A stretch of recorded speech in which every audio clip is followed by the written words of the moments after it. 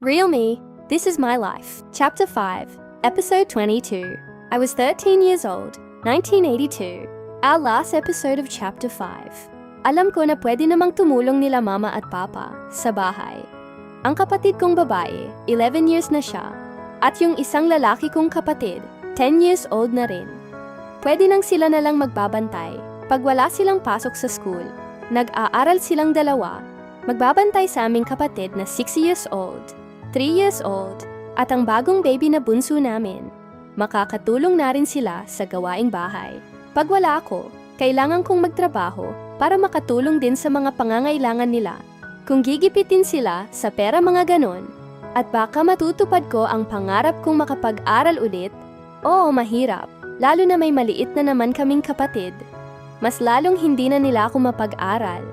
Kaya nagsusumikap ako pag uwi ko sa amin galing doon sa pinagtrabahuan namin ni auntie. Araw lang yata akong nagtambay. Naghahanap ako kaagad ng trabaho, dito lang din sa malapit sa amin.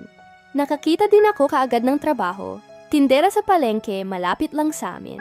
At dito nagtatapos ang ating Chapter 5 na may 22 episodes. Maraming salamat sa inyong lahat sa pagsusubaybay, Ate MLB.